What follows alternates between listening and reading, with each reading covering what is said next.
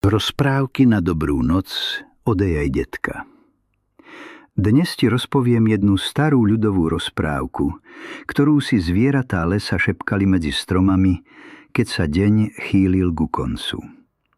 Volá sa Medveď a líška a je to príbeh o sile, dôvere a o tom, že prefíkanosť vie byť tichá a nenápadná.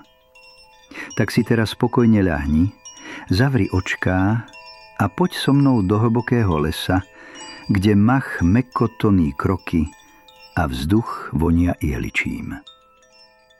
V tom lese žil medveď. Bol veľký a silný, s hustou sasťou a pomalými, istými krokmi. Keď kráčal lesom, zem sa pod ním jemne chvela. Medveď mal dobré srdce a každému veril. Nemal rád hádky, nemal rád klamstvo a myslel si, že každý má také isté úmysly ako on. V tom istom lese však žila aj líška. Bola štíhla, rýchla a jej bystré oči si všímali všetko, čo sa okolo nej pohlo.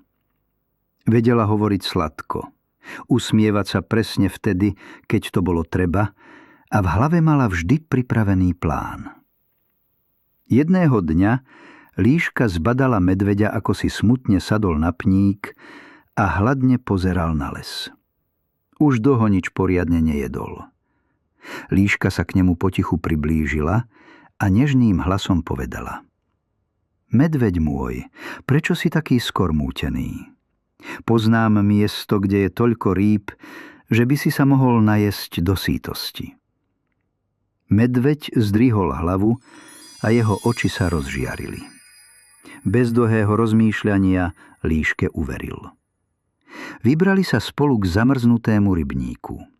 Noc bola tichá, mesiac sa odrážal v ľade a les stíchol, ako by načúval. Líška ukázala na dieru v ľade a povedala: Sadni si sem, spusti chvost do vody a čakaj. Ryby sa ti naň nachytajú sami. Medveď si sadol, chvost ponoril do studenej vody a trpezlivo čakal.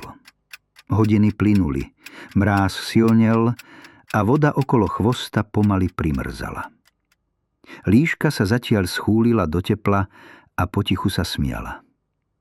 Keď vyšlo slnko, medveď sa chcel postaviť, no chvost mal pevne primrznutý. Čím viac sa snažil, tým väčšia bola bolesť.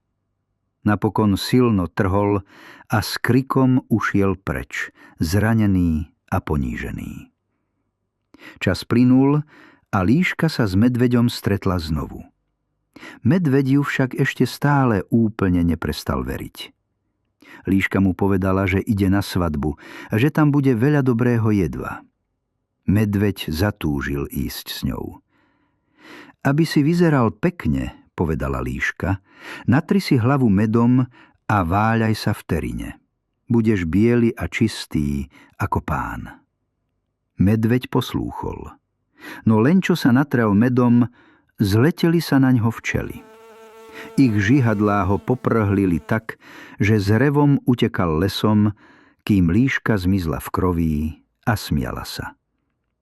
Až vtedy medveď pochopil, že dobré srdce nestačí, ak chýba rozvá. Od toho dňa si dával pozor, komu verí, a lesom chodil múdrejší než predtým. A ponaučenie z tejto rozprávky je jednoduché a tiché. Sila bez rozumu môže ublížiť sama sebe, a nie každý, kto hovorí sladko, praje dobro. Teraz už nechaj les stíchnuť, myšlienky spomaliť a deň potichu odísť.